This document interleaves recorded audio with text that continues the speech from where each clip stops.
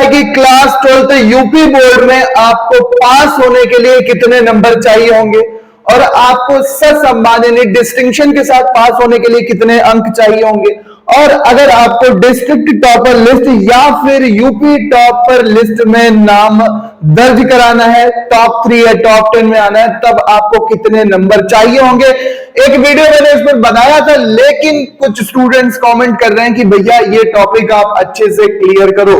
तो स्वागत है सभी का एग्जाम से जनस यूट्यूब चैनल पर। यूपी बोर्ड परीक्षा क्लास 10 और 12 की चल रही है। 10th के बारे में हम बात कर चुके हैं और इस वीडियो में हम बात करने वाले हैं 12th के ऊपर। तो भैया 12th क्लास में यूपी बोर्ड के एग्जाम में 12th क्लास में आपको कितने नंबर चाहिए होंगे जब आपको पास करना है, जब आपको डिस्ट्रिक्ट टॉप करना है, जब आपको डिस्ट्रिक्ट टॉपर बनना है, और जब आपको यूपी टॉपर लिस्ट में अपना नाम दर्ज कराना है 2025 की इस परीक्षा में। तो आपको कितने नंबर लाने पड़ेंगे दोस्तों। स्वागत है सभी का एग्जाम से डेमोस यूट्यूब चैनल पर। वीडियो शुरू करने से पहले आप ये वीडियो कौन से शहर कौन से गांव से देख रहे हो, अपने प्यारे शहर या गांव का नाम कमेंट में जरूर लिखना।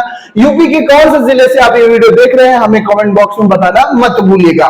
तो दोस्तों जैसा कि हम जानते हैं कि क्लास 12th में हमारे पास 5 सब्जेक्ट होते हैं और ये जो क्लास 12th की परीक्षा है ये कुल 500 मार्क्स यानी कि 500 मार्क्स होते हैं। इसके 500 मैक्सिमम मार्क्स की ये परीक्षा होती है और इस परीक्षा में हमारे पास 5 विषय होते हैं। कितने विषय होते हैं? 5 विषय होते हैं। ये 5 विषय बच्चों साइंस और आर्ट्स के बच्चों में अलग अलग होते हैं। साइंस और आर्ट्स के बच्चों में अलग अलग होते हैं। साइंस वाले स्टूडेंट्स में दोस्तों हिंदी, जो कि जनरल हिंदी होती है, सामान्य हिंदी होती है, इसके बाद इंग्लिश होती है और फिजिक्स, केमिस्ट्री, बायो या फिर मैथ यहां पर हमारे पास होती है। पीसीबी या पीसीएम जिसको हम बोलते हैं, पीसीबी या पीसीएम हम बोलते हैं। या तो हमारे पास मैथ होती है या फिर हमारे पास बायो होती है।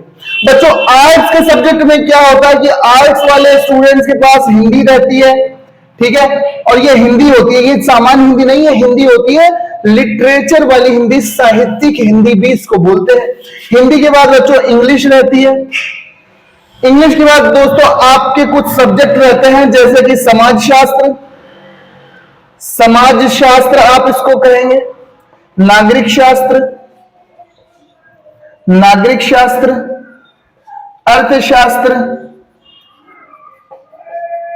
अर्थशास्त्र हो सकती है, इतिहास हो सकता है, भूगोल हो सकती है, चित्रकला हो सकती है, इत्यादि इत्यादि। मतलब इन सभी आर्ट स्ट्रीम के सब्जेक्ट में से कोई 5 सब्जेक्ट आपके पास होते हैं क्लास 12th आर्ट्स स्ट्रीम के अगर आप स्टूडेंट हैं। वहीं साइंस स्ट्रीम में आपके पास Hindi, English, physics, chemistry, bio या फिर मैथ, और आर्ट्स में आपके पास हिंदी, इंग्लिश, समाजशास्त्र, नागरिक शास्त्र, समाजशास्त्र को सोशियोलॉजी कहते हैं, नागरिक शास्त्र को सिविक्स, अर्थशास्त्र, इकोनॉमिक्स, हिस्ट्री, ज्योग्राफी या ड्राइंग, इनमें से कोई 5 सब्जेक्ट आपके पास होते हैं। तो बच्चों जैसा कि हम जानते हैं कि 2 तरह के सब्जेक्ट होते हैं क्लास 12th में यूपी बोर्ड में। यूपी बोर्ड की बात करें तो यहाँ पर 2 तरह के सब्जेक्ट होते हैं। एक सब्जेक्ट तो वो होते हैं जिनका 100 मार्क्स का पेपर होता है, मतलब जिनमें प्रैक्टिकल नहीं होता, मतलब वो सब्जेक्ट होते हैं विदाउट प्रैक्टिकल वाले, इसमें किसी भी प्रकार का प्रैक्टिकल नहीं होता, ठीक है, प्रैक्टिकल नहीं होता। और एक होते हैं बच्चों 70 मार्क्स का पेपर, 70 मार्क्स का थ्योरी का paper plus 30 marks practical, 30 marks practical के रहते हैं, ठीक। तो यहां पर ये 2 तरह के सब्जेक्ट होते हैं, विद प्रैक्टिकल वाले और विदाउट प्रैक्टिकल वाले।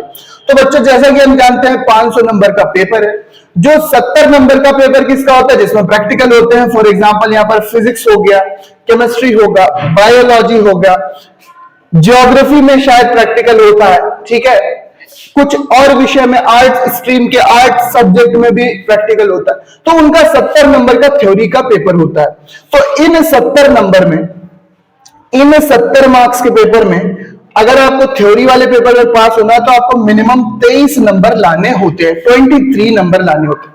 और प्रैक्टिकल में 30 नंबर में आपको पास होने के लिए मिनिमम 10 नंबर लाने होते हैं आउट ऑफ 30 नंबर के प्रैक्टिकल में पास होने के लिए 10 नंबर लाने होते हैं। लेकिन बच्चों इसमें घबराने की जरूरत नहीं है, सबको लगभग 29, 30, 28 नंबर मिलते ही मिलते हैं। मेन हमारा पेपर होता है, मेन टारगेट होता है ये थ्योरी वाला पोर्शन कि हमें 70 नंबर के इस पेपर में हमें मिनिमम 23 नंबर लाना है। अगर हम अच्छी मेहनत करेंगे तो ये नंबर हम 70 में 70 भी ला सकते हैं, लेकिन 70 में एटलीस्ट 23 तो लाना ही होता है। वहीं जो 100 नंबर का पेपर है बच्चों, 100 नंबर के जो पेपर होते हैं जो कि विदाउट प्रैक्टिकल वाले होते हैं, जो 100 नंबर के पेपर होते हैं उनमें हमें पास होने के लिए 33 नंबर लाने होते हैं। ठीक है, 33 नंबर मिनिमम हर एक विषय में आपको पास होना जरूरी है। क्लास 12 में, क्लास 12 में आपको प्रत्येक विषय में पास होना जरूरी है। भाई 10th की बात करें तो 10th में अगर आप एक सब्जेक्ट में फेल भी हो जाते हो तब भी बच्चों आपको पास मान लिया जाता है, लेकिन 12th में ऐसा नहीं है।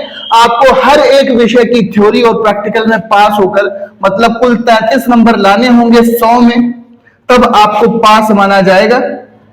और जो 100 नंबर का पेपर है उसमें आपको 33 नंबर लाने ही लाने हैं, 33 आउट ऑफ 100 मार्क्स ये लाने, तब आपको पास माना जाएगा। मतलब कि 33 नंबर आपको मिनिमम चाहिए, यानी कि 33, 35 या 40 के आसपास अगर आप नंबर लाते हो तो आपको पास मान लिया जाएगा। अब अगर मोटे मोटे तौर पर हम जोड़ लें 35 या 40 के हिसाब से मान लेते हैं आपके 40 नंबर आते हैं, 33 के हिसाब से जोड़ लेते हैं कि पासिंग मार्क्स क्या होंगे। 33 का गुणा जब हम 5 में करेंगे तो 5 का गुणा 3 में करेंगे, 15 का 5 आएगा, हासिल 1 जाएगा, 5 3 और 5 3 15 का 5 हासिल लगा 1, और फिर 5 3 15 1 16, मतलब 165 मिनिमम नंबर आपको चाहिए। 165 मिनिमम नंबर आपको चाहिए होगा, 165 नंबर मिनिमम चाहिए पास होने के लिए। लेकिन हर एक विषय में अलग अलग पास होना जरूरी होगा। ऐसा नहीं कि 165 नंबर आपके इस तरह के आए कि एक में तो आपके 50 हैं, दूसरे में आपके 19 हैं, तीसरे में आपके 21 है। ऐसी कंडीशन नहीं, हर एक सब्जेक्ट में अगर 33 होंगे तो आपको मिनिमम इतने। अगर 40 के हिसाब से सेफ हम खेलना चाहें तो 40 के हिसाब से 5 में गुणा कर देंगे तो 4 पंचे 20, मतलब 200 नंबर के पास आप लाते हो। मिनिमम 200 नंबर पर, मिनिमम 200 नंबर पर आप अच्छे से पास माने जाओगे। ये तो बात हुई उन स्टूडेंट्स की जो चाहते हैं कि भैया हमें सिर्फ पास होना, लेकिन आपको ये जरूर ध्यान रखना है कि हर एक सब्जेक्ट की थ्योरी में आपको पास होना है और प्रैक्टिकल में तो आप पास ही हो जाते हैं। लेकिन प्रैक्टिकल के लिए भी ये क्राइटेरिया है कि 30 नंबर में आपको मिनिमम 10 नंबर लाने होंगे जब आपके टोटल 23 और 10 33 नंबर पास होंगे प्रैक्टिकल वाले सब्जेक्ट में। जो विदाउट प्रैक्टिकल सब्जेक्ट है उसमें आपको 33 नंबर लाने होते हैं। बाई चांस अगर आप किसी भी सब्जेक्ट में फेल हो जाते हो तो एक विषय में अगर आप फेल होगे बाई चांस, अनफॉर्चुनेटली, मैं नहीं चाहता कि किसी के साथ भी ऐसा हो, लेकिन अगर कोई भी स्टूडेंट एक सब्जेक्ट में फेल होता है तो उसको भविष्य में जब रिजल्ट आ जाता है तो कंपार्टमेंट के फॉर्म बोर्ड निकालता है और आपको कंपार्टमेंट परीक्षा में बैठने का मौका मिलता है और उस एक विषय की परीक्षा देके आप पास हो जाते हो। लेकिन अगर आप एक से अधिक विषयों में बच्चों एक से अधिक विषयों में अगर आप फेल होते हो तो फिर आपको फेल ही माना जाएगा और आपको नेक्स्ट ईयर बच्चों पढ़ाई करनी पड़ेगी। इसलिए मेहनत कर लो, इन थ्योरी वाले पेपर में अच्छे से मेहनत करो। ये बात होती है उन स्टूडेंट्स की जो केवल पास होना चाहते हैं, भैया 500 में 200, 210, 220, 230 भी ले आओगे तब भी काम चल जाएगा अच्छे से। लेकिन हर एक विषय पर मेहनत करो कि कम से कम उसमें पासिंग मार्क्स और एबव पासिंग मार्क्स आए। ऐसे मत रहना कि भैया बस पासिंग मार्क्स ही चाहिए, अच्छे से अच्छे नंबर लाने की कोशिश करो। जितना प्रयास आप कर सकते हो उतना करो। ये मत सोचना कि मेरे पास टाइम नहीं है, टाइम 2 दिन का भी काफी होता है। आप अच्छे नंबर प्राप्त कर सकते हो उस सब्जेक्ट के इंपॉर्टेंट क्वेश्चन पर फोकस करके, उस सब्जेक्ट के इंपॉर्टेंट क्वेश्चन पर फोकस करके, उनको समझ के अच्छे से उनको लिख के, थोड़ा लिखेंगे, थोड़ा पढ़ेंगे, थोड़ा बना के लिख देंगे उसी टॉपिक के आसपास, तो भी हमें अच्छे खासे नंबर मिल जाएंगे। डिस्ट्रिक्ट टॉपर की बात कर लेते हैं। भैया डिस्ट्रिक्ट टॉपर कौन होते हैं? तो डिस्ट्रिक्ट टॉपर हम जानते हैं कि भैया 90%, 92%, यानी कि वही 450 अंकों के आसपास, 450, 452, 460, ठीक है, 470। ये हो गए डिस्ट्रिक्ट टॉपर की लिस्ट वाले। और यूपी टॉपर तो हम जानते ही हैं भैया, यूपी टॉपर के कितने नंबर आते हैं? यूपी टॉपर्स के नंबर आते हैं, यहां पर लिख देते हैं कि भैया जो यूपी टॉपर होते हैं उनके नंबर तो आते हैं लाइक 96.5%, 97.3%, यहां तक कि 98% भी उनके नंबर चले जाते हैं, 98% तक उनके नंबर चले जाते हैं। मतलब वही 480, 482, 483, 487। तो जो लोग मेहनत कर रहे हैं जी जान लगाकर, वो अच्छे से मेहनत करते रहे। अगर आप यूपी बोर्ड टॉपर के लिए एम कर रहे हो तो कोई भी उत्तर प्रदेश के किसी एक गांव में बैठा बच्चा भी यूपी टॉप आ सकता है, इसमें कोई दिक्कत नहीं है।